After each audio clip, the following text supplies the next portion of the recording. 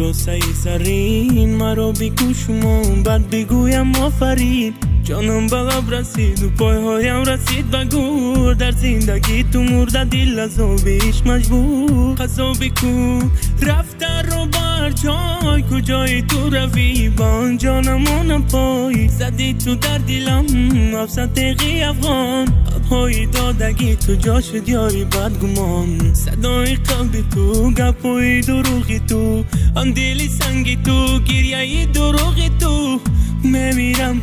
با درد و علم تو از من دوری و قصدم رو من از کی گیرم دستونم رو ایستو میکنم بی قوتم ده تا کی من منولم گیرستم رو سر نته دیگر نمیخونم من در وصفی تو جادوگری حیات نیست یگان چی در وجود افتادم از درد و رنج تو حال دارم از عذابی عشقی پاکی تو بینگر به من که جواب شدم از نالیدن برخواست که من سرود سرایم در وصف تو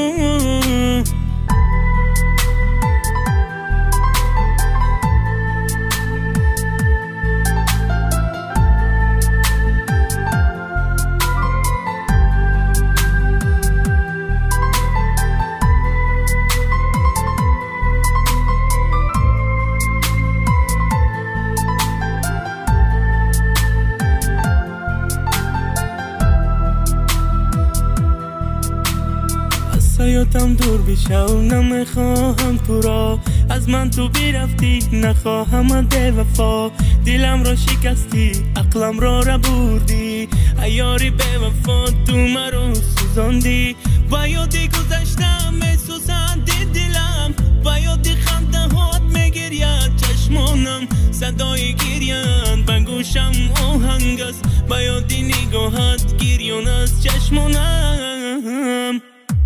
به حال و به مدار زندگیم رنگی زندان خیلی عذابم دادی در دنیای گذران نفس کشیدی تو از سوای بگانم دنیا را ترک کنم کارهایت را بیده دوام قسم به خدا دیگر یاد نمیکنم جگرم پاره شد دیگر چاره ندارم بدی رفتن من میبینم حالت را برزد اشکی تو مثل اشکی چشمی من افتادم از درد و رنج تو حال ندارم از عذابی عشقی پاکی تو بینگر به من که جواب شدم از نالیدن برخواست که من سرود سرایم در وصف تو افتادم از درد و رنج تو حال ندارم از عذابی عشقی پاکی تو بینگر به من که جواب شدم از نالیدن برخواست که من سرود سرایم در وصف تو در سامانه درخشان نقطه جی